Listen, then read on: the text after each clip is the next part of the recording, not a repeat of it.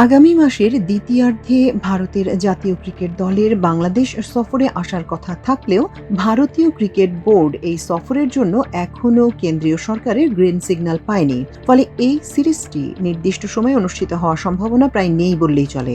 ১৭ থেকে ৩১ আগস্ট ঢাকা ও চট্টগ্রামে ভারতীয় দলের ৩টি একদিনের আন্তর্জাতিক ও ৩টি টি-20 ম্যাচ খেলার কথা ছিল। তবে পুরোপুরি রাজনৈতিক কারণেই যে ভারতীয় ক্রিকেট দলের এই বাংলাদেশ সফরে ভারত সরকার সায় দিচ্ছে না সেই ইঙ্গিত পাওয়া যাচ্ছে।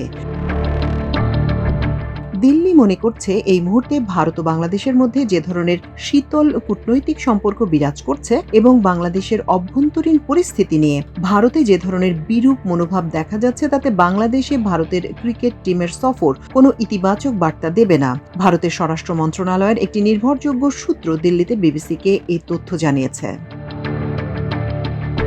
বস্তুত সরকারের এই মনোভাব জানার পর ভারতীয় ক্রিকেট বোর্ড বা বিসিসিআই এই সফর রিশিডিউল করার জন্য বাংলাদেশ ক্রিকেট বোর্ডের সঙ্গে আনুষ্ঠানিক আলোচনাও শুরু করেছে, যে কথা বিসিবির কর্মকর্তারাও নিশ্চিত করেছেন। এই সফর পুরোপুরি বাতিল না করে আগামী বছর আইপিএল এর পরে করা যায় কিনা বিসিসিআই সেটা বিসিবিকে ভেবে দেখতে অনুরোধ করেছে।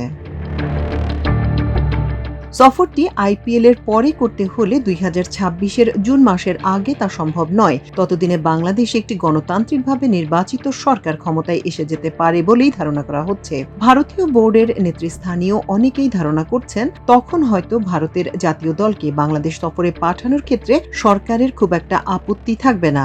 বাংলাদেশে গত আগস্টের রাজনৈতিক পট পরিবর্তনের পর জাতীয় ক্রিকেট দল সেপ্টেম্বর-অক্টোবরে ২টি টেস্ট ম্যাচ ও ৩টি আন্তর্জাতিক টি-20 খেলতে ভারতে যায়। তবে ভারতের দিক থেকে সেই সফর বাতিল না করার একটা বড় কারণ ছিল নির্ধারিত দুটো টেস্ট না খেলে তারা ওয়ার্ল্ড টেস্ট চ্যাম্পিয়নশিপের ফাইনালে ওঠার সম্ভাবনাকে ব্যাহত করতে চায়নি।